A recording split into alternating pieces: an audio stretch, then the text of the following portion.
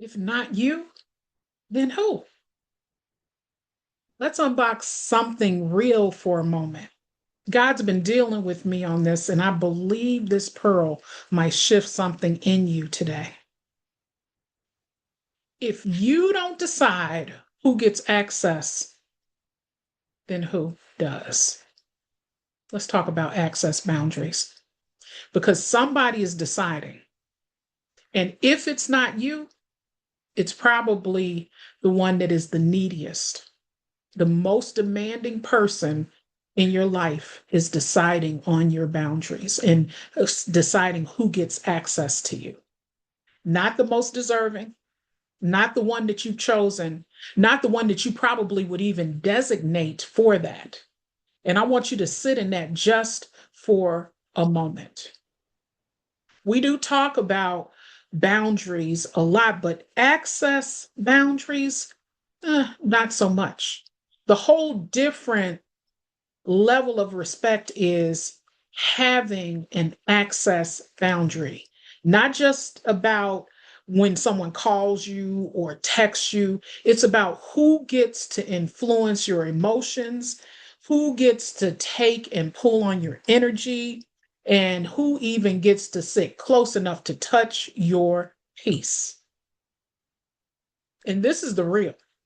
If you don't set the rules, then people will make up their own rules about you.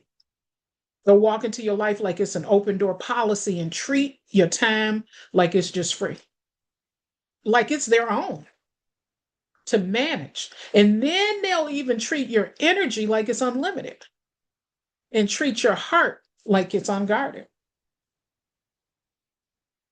Access should be earned and access needs to be managed. So when you ask a question of if not me, then who decides the rules of getting access to me? The answer is actually pretty simple. No one else is qualified. Not your family, your friends, your spouse, your partner, your job, your not even your guilt. It's not even going to be your loneliness. Only you know your capacity. Only you know your calling. You know what God has said to you. You know what drains you and what feeds you. You know what your dreams are and what you've been praying. And you know what God is doing in you right now. So I want you to hear me and hear me well. You're not being mean when you set your access boundaries. You're actually being wise. You're being healthy and you're being obedient to the version of you God is shaping. This is the pearl for today. Access is a privilege, not a right. And you are the gatekeeper.